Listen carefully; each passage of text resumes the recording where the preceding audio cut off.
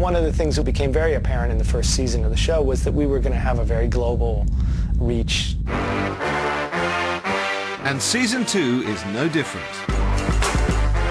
With the show spreading its wings even further around the globe, introducing new characters from far and wide. Save the world.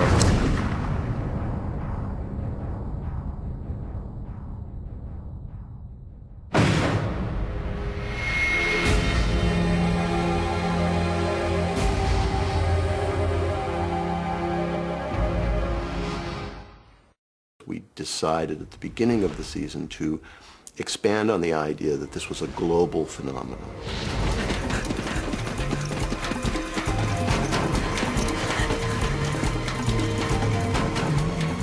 You know, it wasn't like it just came out of left field. Hiro came from Japan and Suresh came from India, but we really wanted to more embrace that sort of thing.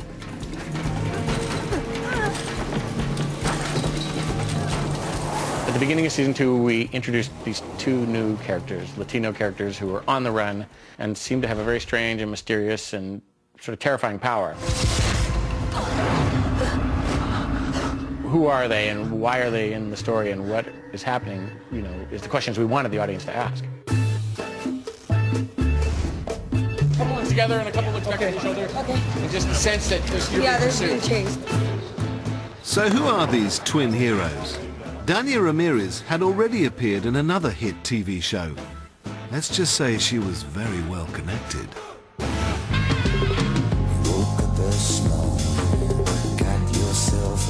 She had been on The Sopranos. She was also an X-Men. And we knew our writers actually really loved the work that she had done on The Sopranos. At that time, we knew of many roles that were similar, that were out in pilots, and we knew, okay, we need to move fast on this. So we got her in very quickly for the producers and tested her, and she won them over immediately. I was really, really, really lucky because they thought of me, I went in, and all I had to do was not mess it up. Casting Shalim Ortiz as Maya's brother Alejandro was less straightforward. Dania was from the Dominican Republic, and so we saw an awful lot of actors that were Hispanic that came from Mexico, and it's a very different culture, and it's a very different kind of accent. We generally tried to base a lot of it on acting ability first, but it was very important for Dania that the dialect be correct. That was a big issue. You're supposed to be somebody's brother, but you have a completely different accent. Not only did Shalim have to sound right, he had to look the part too. Dania is so spectacular looking that, you know, we had to step up and make sure her brother was equally good looking. ¿Están casados? Esa es mi hermana. Mejor. Puedes viajar conmigo allá frente. En tus sueños. Now, really, when you look at Dania, you're just, you know, your mouth opens up and your eyeballs fall out.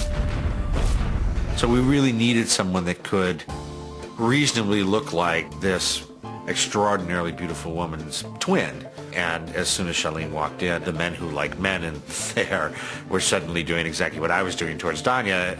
It seemed like a perfect match. I wanted to create a character who had a very dark power but was not themselves dark. I like the tension of that.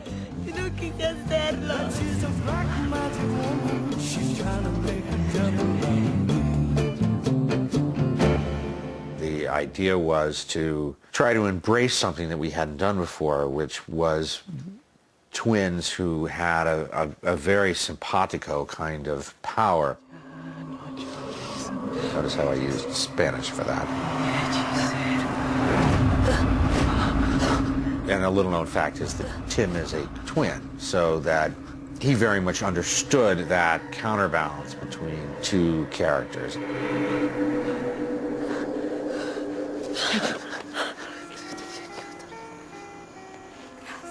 Well, she has this, what is a black poison within her. It's kind of lethal.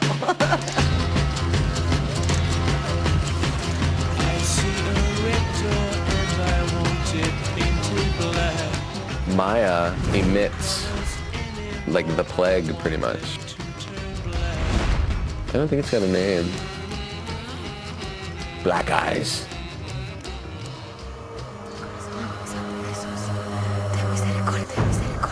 Well, it's funny, and we joke about this all the time.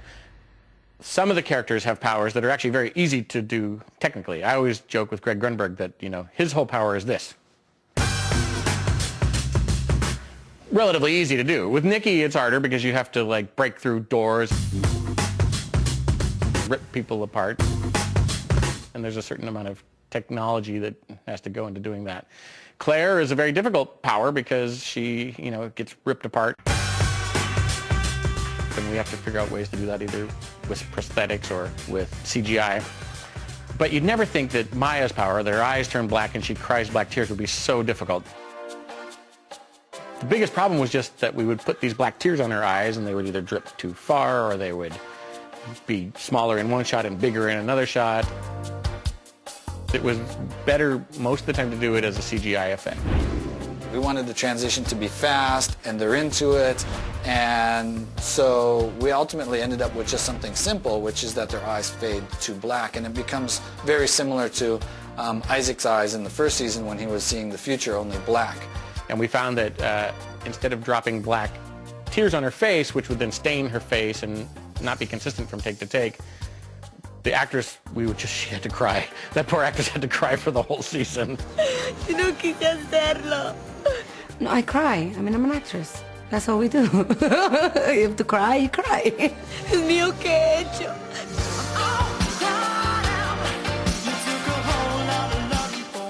The CGI guys would capture her real tears and turn them black, and that looked very realistic. It ended up being the best and most consistent effect.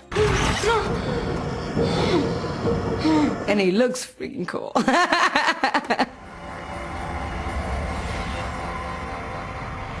The power may be cool, but the scenes needed to look muy caliente. We wanted to make it look hot. And we took these two extremely beautiful actors and covered them in dirt and then covered them with sweat, and then we added some more dirt. So Danya, who's just ridiculously beautiful in real life, was just constantly covered with sweat and dirt and grime. But, you know, we wanted it to be very textural. Maya and Alejandro are running around like crazy people most of the time, so, you know, we had to make sure that their wardrobe was appropriate with the temperature, which was really warm, and what they were going to have to go through. I don't take a lot to get ready, because if you see Maya most of the time, she's just dirty. We shot in the desert. It was really hot, really hot. There was a day that it was definitely like 105, 107 degrees, and we were all dragging. The heat was on for the Heroes team to find Central American locations within 2 hours of downtown LA. One of the most challenging locations for season 2 was the journey Maya and Alejandro make from the Dominican Republic up to the border and on into New York trying to find Dr. Suresh, because it covers so many different topographies, whether they're coming out of the jungle and then they're in these dusty kind of Central American towns. And we stumbled across a couple of areas over in East Los Angeles that were really quite astonishing. I'm a native of LA, and I was thrilled to find these places. I'd never seen them.